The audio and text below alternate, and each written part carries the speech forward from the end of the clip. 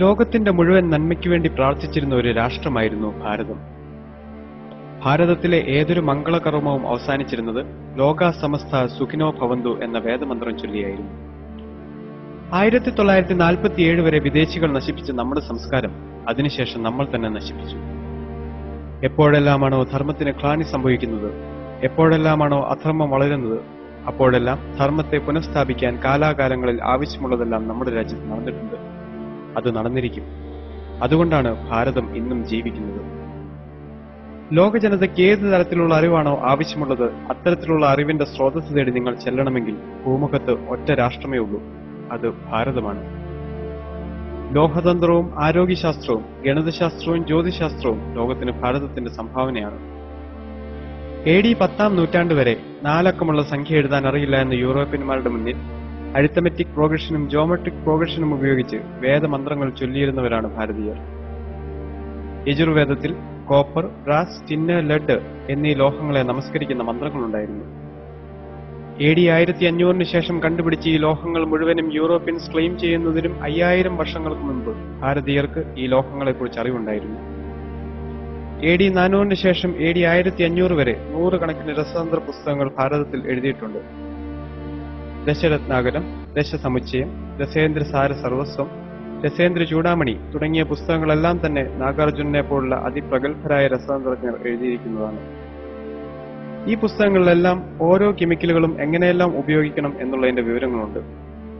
കൂടാതെ സ്വർണം, വെള്ളി, tin, lead, iron, copper, mercury എന്നീ മെറ്റലുകൾ എപ്രകാരമാണ് പ്രോസസ്സ് ചെയ്യേണ്ടത് എന്നതിനെക്കുറിച്ചുള്ള വിവരങ്ങളും ഈ പുസ്തകങ്ങളിലുണ്ട്. പ്രകാശത്തിന് 7 നിറമുണ്ട് എന്ന് കണ്ടുപിടിച്ചത് സർ ഐസക് ന്യൂട്ടൺ അല്ല, വിശ്വാമിത്ര മഹർഷിയാണ്. സൂര്യദേവൻ തന്റെ 7 രശ്മികൾ ഭൂമിയിലേക്ക് അയക്കുന്നു എന്ന് വേദങ്ങളിൽ എഴുതിയത് വിശ്വാമിത്ര മഹർഷിയാണ്. പ്രകാശം സഞ്ചരിക്കുന്നു എന്ന് കണ്ടുപിടിച്ചതും സർ ഐസക് ന്യൂട്ടൺ അല്ല. ഒരു നിമിഷത്തിന്റെ പകുതി സമയം കൊണ്ട് 2022 യോജന വേഗത്തിൽ പ്രകാശത്തെ ഇങ്ങോട്ടയക്കുന്ന സൂര്യദേവ അങ്ങേക്ക് നമസ്കാരം എന്ന് പറഞ്ഞത് വിജയനഗര സാമ്രാജ്യാധിപതികളായ ഹരിഹരന്റെയും ഗുപ്തന്റെയും ആസ്ഥാന പുരോഹിതനായ സായണാചാര്യനാണ്. ന്യൂട്ടൺ ഗ്രാവിറ്റി കണ്ടുപിടിക്കുന്നതിന് മുൻപ് ഭാരതീയ ജ്യോതിശാസ്ത്രത്തിൽ ഗ്രാവിറ്റിക്ക് ഡെഫിനിഷൻ ഉണ്ടായിരുന്നു. ആകാശത്തിലുള്ള സോളിഡ് മെറ്റീരിയൽസിനെ ഭൂമി അതിന്റെ ശക്തി കൊണ്ട് അതിലേക്ക് ആകർഷിക്കുന്നു.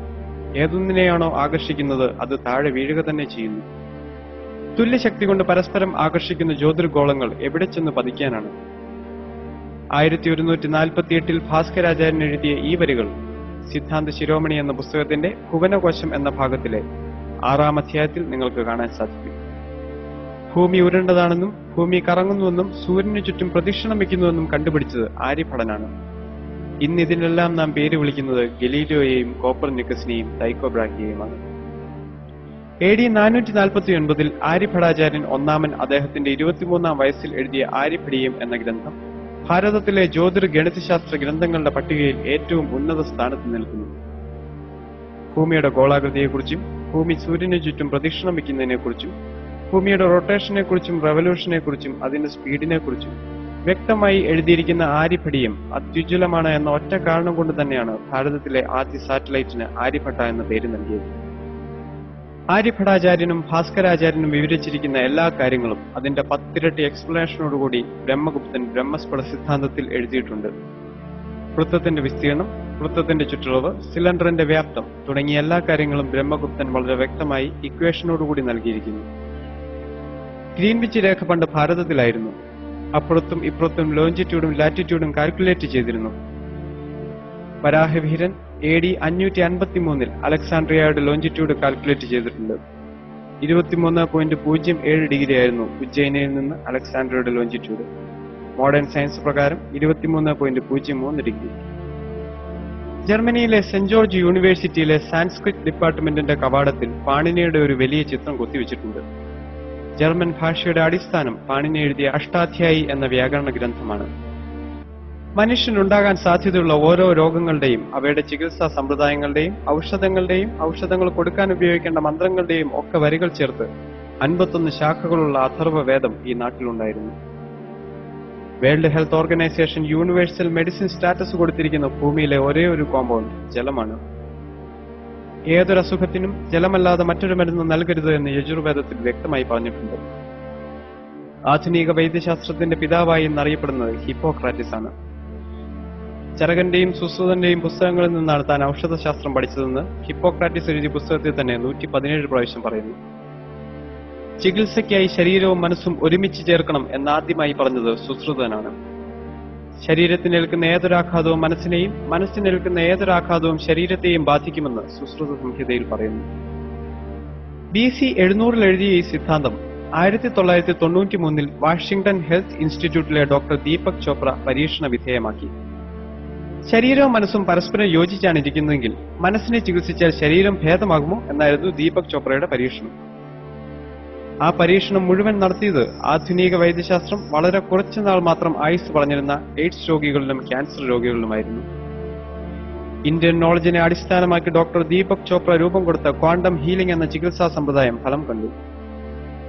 മെഡിറ്റേഷനും പ്രാർത്ഥനയും മ്യൂസിക് തെറാപ്പിയും വഴി എയ്ഡ്സ് രോഗികളും ക്യാൻസർ രോഗികളും സുഖം പ്രാപിച്ചു. ക്വാണ്ടം ഹീലിംഗ് 21ാം നൂറ്റാണ്ടിലെ അത്യാധുനിക ചികിത്സാ സമ്പ്രദായമായി വിലയിരുത്തപ്പെടുന്നു. ബ്രെയിൻ ആക്ടിവേറ്റ് ചെയ്യിക്കാൻ മെഡിറ്റേഷനെ പോലെ മറ്റൊന്നുമില്ല എന്ന് ലോകത്തിന് മനസ്സിലായി തുടങ്ങിയിരിക്കുന്നു. അമേരിക്കയിലെ എല്ലാ യൂണിവേഴ്സിറ്റികളുടെയും സിലബസ് അനുസരിച്ച് പ്രസിദ്ധീകരിക്കുന്ന മെഡിക്കൽ ടെക്സ്റ്റ് ബുക്കിന്റെ അവസാനത്തെ ചാപ്റ്റർ മെഡിറ്റേഷൻ ആയിരിക്കണം എന്ന അമേരിക്കയിൽ നിയമമുണ്ട്. സൂര്യ നമസ്കാരം ഇംഗ്ലണ്ടിലും മറ്റ് വികസിത രാഷ്ട്രങ്ങളിലും രാവിലെ ഓടുന്നതിന് പകരം അവരുടെ ജീവിതചര്യയായി മാറിയിരിക്കുന്നു. സൂര്യ നമസ്കാരം ചെയ്യുമ്പോൾ ശരീരത്തിലെ 186ഓളം മൂവബിൾ ജോയിന്റുകൾക്ക് വ്യായാമം ലഭിക്കുന്നു. വാഷിംഗ്ടൺ പോസ്റ്റ് മാഗസിന്റെയും ന്യൂയോർക്ക് ടൈംസ് മാഗസിന്റെയും റിപ്പോർട്ട് അനുസരിച്ച് 40 വയസ്സ് കഴിഞ്ഞ അമേരിക്കക്കാരിൽ 64% വ്യക്തികളും യോഗ ചെയ്യുന്നവരാണ്. പരിണാമ സിദ്ധാന്തത്തിന്റെ ഉപജ്ഞാതാവ് ഡാർവിൻ അല്ല, പതഞ്ജലി മഹർഷിയാണ്. ജീവജാലങ്ങളുടെ പരിണാമം പ്രകൃതി നിയമമാണ് എന്ന് പതഞ്ജലിയുടെ യോഗശാസ്ത്രത്തിൽ പറഞ്ഞിട്ടുണ്ട്. യോഗശാസ്ത്രത്തിലെ വരികൾ അനുസരിച്ച് ആദ്യ ജീവസൃഷ്ടി ആരംഭിച്ചത് മത്സ്യരൂപത്തിലാണ്. അതിനുശേഷം കൂർമാവതാരമായി. കൂർമ്മത്തിൽ നിന്നുള്ള പരിണാമം വരാഹത്തിലേക്ക്, വരാഹത്തിൽ നിന്നും പകുതി മനുഷ്യനും പകുതി ജന്തുവുമായ നരസിംഹത്തിലേക്കുള്ള പരിണാമം. ആധുനിക ശാസ്ത്രമനുസരിച്ച് എസ്കിമോകളാണ് ലോകത്തിൽ ജനിച്ച ആദ്യത്തെ മാനവരാശി. പൊക്കം കുറഞ്ഞ 4 അടി മാത്രം പൊക്കമുള്ള എസ്കിമോകളെ താരതമ്യം ചെയ്യാൻ പാകത്തിനുള്ള വാമനനിലേക്കാണ് അടുത്ത പരിണാമം. കല്ലുകളെ ആയുധമാക്കി വേട്ടയാടാൻ ആരംഭിച്ച മനുഷ്യനെ പ്രതിനിധീകരിക്കാൻ പരശുരാമാവതാരം. പരശുരാമനിൽ നിന്നും വിവേചനവും ബുദ്ധിയും ശക്തിയും ഒരുമിച്ച് ചേർത്ത് ഒരു രാജ്യം നിർമ്മിക്കുന്ന ശ്രീരാമാവതാരം. അവിടെ നിന്ന് ശരിയും തെറ്റും ശാസ്ത്ര സത്യങ്ങളും ആത്മീയ സത്യങ്ങളും വിവേചിച്ചറിയുന്ന മാനേജ്മെന്റ് വിദഗ്ധനായ ശ്രീകൃഷ്ണാവതാരം. ധർമാധിഷ്ഠിതമായ മാനേജ്മെന്റ് ലോകത്തിന് സംഭാവന ചെയ്ത ശ്രീകൃഷ്ണാവതാരം നടന്നത് BC 3100-കളിലായിരിക്കണം. ലെ ഷാറ്റ്ലിയർ പ്രിൻസിപ്പളിന്റെ അടിസ്ഥാനം ഭഗവത്ഗീതയാണ്. Whenever the system is in equilibrium is disturbed, the system will adjust itself in such a way that the effect of the change is nullified. ഇതേ കാര്യം ഭഗവത്ഗീതയിൽ പറഞ്ഞിരിക്കുന്നത് ശ്രദ്ധിക്കുക. യഥാ യഥാ ഹി ധർമ്മസ്യ ഗ്ലാനിർഭവതി ഭാരത അഭ്യുത്ഥാനമധർമ്മസ്യ തത്തത്മാനം സജാമ്യഹം പരിത്രാണായ സാധൂനാം വിനാശായ ച ദുഷ്കൃതം ധർമ്മ സംസ്ഥാപനാർത്ഥായ സംഭവാമി യുഗേ യുഗേ. സന്തുലിതാവസ്ഥയിലിരിക്കുന്ന ഒരു സമൂഹത്തിൽ അധർമ്മം വർദ്ധിക്കുമ്പോൾ the system will adjust itself. ധർമ്മത്തെ പുനഃസ്ഥാപിക്കാനായി വേണ്ടതെല്ലാം പ്രകൃതി തനിയെ ചെയ്യുന്നു. ഞായറാഴ്ച അവധി ദിവസമായിരിക്കണം എന്ന് തീരുമാനിച്ചത് ബ്രിട്ടീഷുകാരല്ല, ചാണക്യനാണ്. ചാണക്യന്റെ അർത്ഥശാസ്ത്രത്തിൽ നിർബന്ധമായും 8 മണിക്കൂറിൽ കൂടുതൽ ജോലി ചെയ്യിപ്പിക്കരുതെന്നും 45 മിനിറ്റ് ഉച്ചയ്ക്ക് റെസ്റ്റ് കൊടുക്കണമെന്നും വർഷത്തിൽ 1 മാസം മെഡിക്കൽ ലീവ് കൊടുക്കണമെന്നും 10 ദിവസം കാഷ്വൽ ലീവ് കൊടുക്കണമെന്നും അതുപോലെ തന്നെ ഖനികളിലും പട്ടാളത്തിലും ജോലി ചെയ്യുന്നവർക്ക് ആഴ്ചയിൽ 2 ദിവസം ലീവ് കൊടുക്കണമെന്നും വ്യക്തമായി പറഞ്ഞിട്ടുണ്ട്. വിഷ്ണു ശർമ്മ AD 505 എഴുതിയ പഞ്ചതന്ത്രം എന്ന പുസ്തകം അമേരിക്കയിലെ CIA സിലബസിന്റെ ഭാഗമാണ്. ലോഹതന്ത്രമായാലും ആരോഗ്യശാസ്ത്രമായാലും ഗണിതശാസ്ത്രമായാലും ജ്യോതിശാസ്ത്രമായാലും ഭാരതത്തിന്റെ ശാസ്ത്ര പൈതൃകം ഇന്നും പുനർവിചിന്തനത്തിന് വിധേയമായിക്കൊണ്ടിരിക്കുന്നു. ഓക്സ്ഫോർഡ് യൂണിവേഴ്സിറ്റിയിലെ വളരെ പ്രശസ്തമായ ലൈബ്രറിയാണ് ഓഡ്ലിയൻ ലൈബ്രറി. അവിടെ 20,000-ഓളം വരുന്ന ചെറിയ കറുത്ത പെട്ടികൾ സൂക്ഷിച്ചു വെച്ചിട്ടുണ്ട്. 1946 വരെ ഇന്ത്യയിൽ നിന്നും ബ്രിട്ടീഷുകാർ കൊണ്ടുപോയ താളിയോള ഗ്രന്ഥങ്ങളാണ് ആ കറുത്ത പെട്ടികളിൽ സൂക്ഷിച്ചിരിക്കുന്നത്. പ്രശസ്തരായ പല ഗവേഷകരും ശാസ്ത്രജ്ഞരും ഇന്നും ആ ഗ്രന്ഥങ്ങൾ പഠിക്കാൻ ശ്രമിക്കുന്നു. ഹാർവാർഡ് യൂണിവേഴ്സിറ്റിയിൽ 442 ഋഗ്വേദ ഗ്രന്ഥങ്ങൾ സൂക്ഷിച്ചിട്ടുണ്ട്. ലോകം ഭാരതത്തിന്റെ മുന്നിൽ 2 കൈയും നീട്ടി അറിവുകൾക്ക് വേണ്ടി യാചിക്കുന്ന ഒരു ദിവസമുണ്ടാകുമെന്ന് അർത്ഥശങ്കയ്ക്കിടയില്ലാത്ത വിധം പറഞ്ഞവരിൽ ഒരാള് മാക്സ് മുള്ളറായിരുന്നു. 11 വർഷം സംസ്കൃതം പഠിച്ച് വേദങ്ങളെ ട്രാൻസ്ലേറ്റ് ചെയ്ത് 47 പുസ്തകങ്ങൾ അടങ്ങിയ ദ ബുക്സ് ഓഫ് ഓറിയന്റൽസ് എഴുതിയ മഹാപണ്ഡിതനായിരുന്നു മാക്സ് മുള്ളർ. നമ്മൾ യൂറോപ്യന്മാർ അന്ധകാരത്തിൽ ജീവിച്ചിരുന്ന കാലത്ത് ഒരു സമൂഹം പ്രകാശത്തിൽ ജീവിച്ചിരുന്നു. ആ അവരുടെ സംഭാവനകൾ നാം മറക്കരുത് എന്ന് പറഞ്ഞത് ആൽബർട്ട് ഐൻസ്റ്റീൻ ആണ്. ഭഗവത്ഗീതയില്ലായിരുന്നെങ്കിൽ E=mc² എന്ന ഇക്വേഷൻ തനിക്ക് കണ്ടുപിടിക്കാൻ സാധിക്കില്ലായിരുന്നു എന്നും ഐൻസ്റ്റൈൻ പറഞ്ഞിട്ടുണ്ട്. മരിക്കുന്നതുവരെ അദ്ദേഹം ഭഗവത്ഗീത തന്റെ കയ്യിൽ സൂക്ഷിച്ചിരുന്നു. വേദം പഠിക്കാൻ എല്ലാവർക്കും അവകാശമുണ്ട്. കാരണം വേദം എഴുതിയ വേദവ്യാസൻ മുക്കുവനാണ്. ശ്രീകൃഷ്ണനും ശ്രീരാമനും ബ്രാഹ്മണനായിരുന്നില്ല. വൈതരയൻ ചണ്ടാളനായിരുന്നു. വാൽമീകി കാട്ടാളനായിരുന്നു. ഇവർക്കെല്ലാം വേദം പഠിക്കാമെങ്കിൽ, ഇവർക്കെല്ലാം വേദരചന നടത്താമെങ്കിൽ ബ്രാഹ്മണർ മാത്രമേ വേദം പഠിക്കാവൂ എന്ന നിലപാടിൽ അർത്ഥമില്ല. ജനിക്കുമ്പോൾ എല്ലാവരും ശൂദ്രന്മാരാണെന്നും കർമ്മം കൊണ്ടാണ് ഒരാൾ ബ്രാഹ്മണനായിത്തീരുന്നതെന്നും ഭഗവത്ഗീത പറയുന്നു. ബ്രഹ്മം എന്നാൽ വിദ്യ എന്നാണ്. വിദ്യ നേടുകയും വിദ്യ കൊടുക്കുകയും ചെയ്യുന്നതാണ് യഥാർത്ഥ ബ്രാഹ്മണന്റെ ദൗത്യം. ലോകത്തിൽ 68 ക്രിസ്ത്യൻ രാഷ്ട്രങ്ങളുണ്ട്. 60ഓളം മുസ്ലിം രാഷ്ട്രങ്ങളുമുണ്ട്. 82% ഹിന്ദുക്കളുള്ള ഭാരതം ഹിന്ദു രാഷ്ട്രമാക്കണം എന്നാരും പറഞ്ഞിട്ടില്ല. കാരണം 10,000 വർഷത്തെ പാരമ്പര്യമുള്ള ഭാരതത്തിന്റെ പൈതൃകം ഇവിടുത്തെ ഹിന്ദുക്കളുടേതാണ്, ഇവിടുത്തെ ക്രിസ്ത്യാനികളുടേതാണ്, ഇവിടുത്തെ മുസ്ലിമുകളുടേതാണ്. ഭാരതത്തിൽ ജനിച്ച എല്ലാവരും സനാതന ധർമ്മത്തിന്റെ തുല്യ അവകാശികളാണ്. അമ്മയും മാതൃഭൂമിയും സ്വർഗത്തേക്കാൾ വലുതാണ്. ആ ഭാരതത്തെ കുറ്റം പറയാൻ നിങ്ങൾ കൂട്ടത്തിൽ നിൽക്കരുത്. ഭാരതത്തിന് എന്തെങ്കിലും കുറവുകളുണ്ടെങ്കിൽ അത് പരിഹരിക്കേണ്ടത് ഭാരതമാതാവിന്റെ മക്കളായ നമ്മൾ ഓരോരുത്തരുടെയും കടമയാണ്. രോഗിയായ നിങ്ങളുടെ അമ്മയെ ആരെങ്കിലും കളിയാക്കിയാൽ നിങ്ങൾക്ക് തോന്നുന്ന വേദന നിങ്ങളുടെ മാതൃഭൂമിയെ കളിയാക്കുമ്പോൾ നിങ്ങൾക്ക് തോന്നണം. രോഗിയായ അമ്മയെ കളിയാക്കുന്നത് കണ്ട് ചിരിക്കുന്ന മക്കൾക്ക് മക്കളുടെ സ്ഥാനമുണ്ടാവില്ല. 1000 വർഷത്തെ വിദേശാക്രമണത്തിന് വിധേയമായിട്ടും നമ്മുടെ രാഷ്ട്രം മരിച്ചില്ല. നമ്മുടെ സംസ്കാരം ഇന്നും ജീവിക്കുന്നു.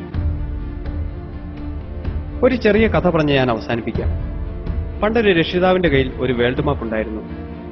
വേൾഡ് മാപ്പ് എന്താണെന്നറിയാത്ത അദ്ദേഹത്തിന്റെ 6 വയസ്സുള്ള മകൻ കളിക്കുന്നതിനിടയിൽ ആ മാപ്പ് ചെറിയ ചെറിയ കഷ്ണങ്ങളായി കീറിക്കളഞ്ഞു.